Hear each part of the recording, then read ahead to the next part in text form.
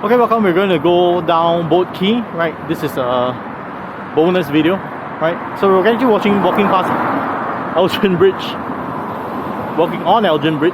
If you look around, you will see that there's traffic, so it's a bit loud. I'm going to walk past Boat Quay itself, so you have a close-up look of what the various type of interesting architecture you can find along Boat Quay.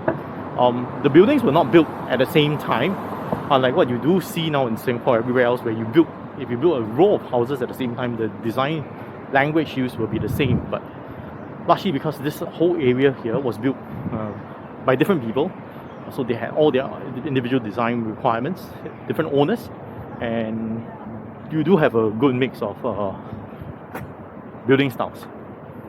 So interestingly, this is one of the largest and most gentrified areas you can find in Singapore, next to Chinatown. And you will notice that what has happened here is largely all the original godowns and the financial houses have been repurposed.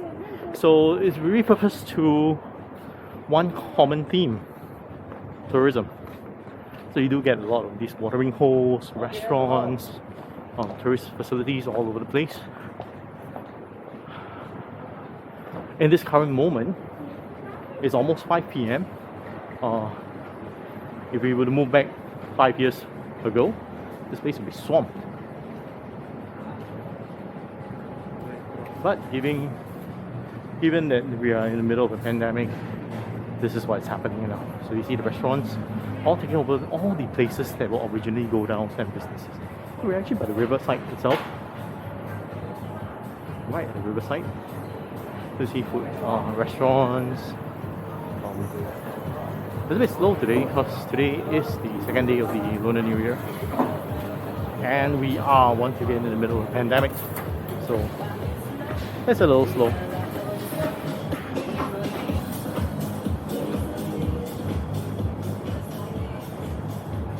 Right, if you look at it in the infrastructure that is in this place, the buildings itself, the architecture is beautiful, okay? And it's a very well mixed word.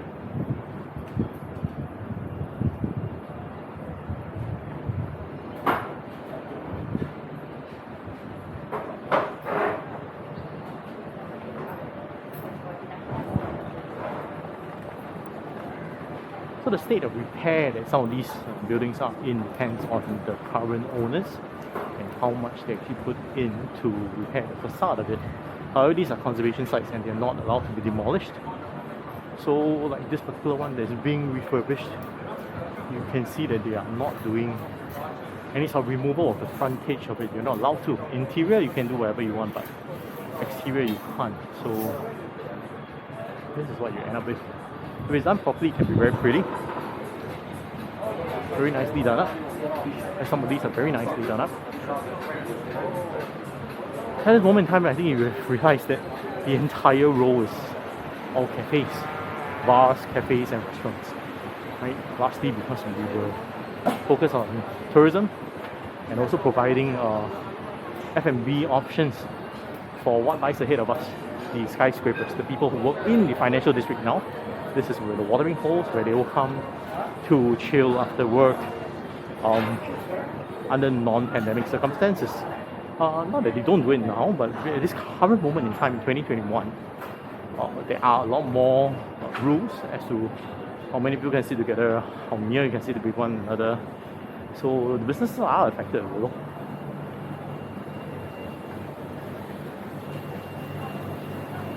So if you look at some of these buildings, the ones that are built by the same owners tend to have the same architecture. But the moment you see the vast change in the style, it normally indicates that this is a building that's owned by a different owner. And most of them, interestingly, only have 2 stories, but this is the row where you do find some that are 3 stories, and even one that's 4. Right? Quite impressive given that they didn't have lifts back then, so you basically have to climb stairs up. So we're coming to the end of Boat Quay itself. And at the end of Boat Quay, where we will be is we will be at the base of UOB building, which is the heart of the financial district.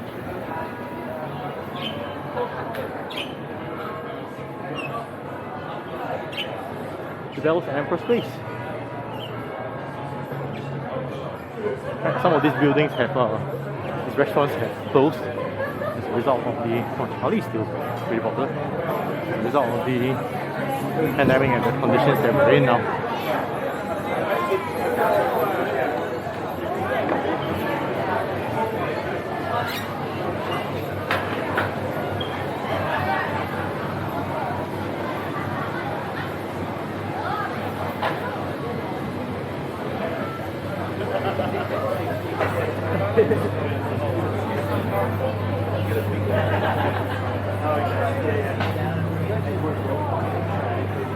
And that is the end of Boat Quay. Okay, so this is Boat Quay, right? And this is what I was talking about earlier. When you look at the steps here, they're actually very, very steep. And the barriers that are put up by the side all along is to prevent these bunch of fellas who are drunk who fall in. And it happens still, right? So this is the main CBD district now. As you walk through, you can see we're walking through the skyscraper areas. This is UOB Plaza.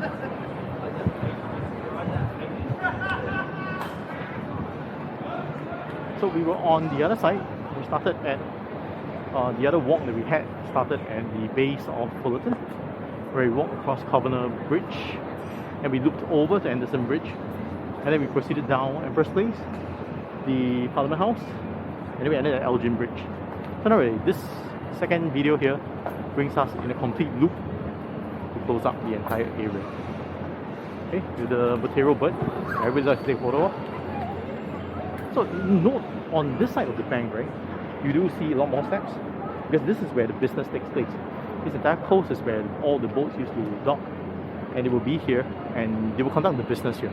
On the opposite coast, there is actually no areas for the boats to dock because that is not the financial area. That is the governmental operational district. So where you find all the colonial buildings, that's where all the government offices used to be. Okay? Various operations, and that's where the government will be facing where the business community is. So it was very clearly demarcated on two sides of the same river. How do you know which side is for which function, which side has the amenities to facilitate business and docking of the go-downs and the boats. So this is why Boat Quay area is where you find all the steps, and on the opposite coast where you have Empress Place, you do not find any of those. Right.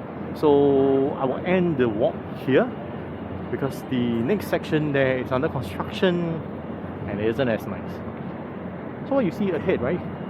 Here comes the cleaners. Those three boats you see there are part of the cleanup crew that patrol the Singapore River continually. Okay, the Singapore River is cleaner now compared to what it was in the 80s. You do not find dead bodies and you do not find a lot of trash, and it doesn't reach for a smell, but there is still a lot of trash. So the contraption up front in the boat there is a contraption that scoops up. As it moves across the river, it scoops up whatever debris that has been tossed into the river by people who are not so civic minded. Okay, so Singapore is a very clean city. Unfortunately, it's not largely because Singaporeans and the people who live here are by default very responsible. It's because we have an army of these cleaners. But there is faith. I do have faith in the younger generation, and if we all put a concerted effort towards it, I'm very sure this will be a much better place in the near future. So take a minute, enjoy the skyline. Once again, you look in the background, right? You see where the Parliament House is. So we have actually maintained our governmental functions on the other side of the coast. While on this side of the Singapore River's banks, we have our financial district. So the two pillars that keep Singapore running. Okay, the administrative pillar and then the financial pillar. All living, thriving along the coast of the Singapore River. Right, I hope you have enjoyed this additional second video that completes the loop of the Singapore River experience.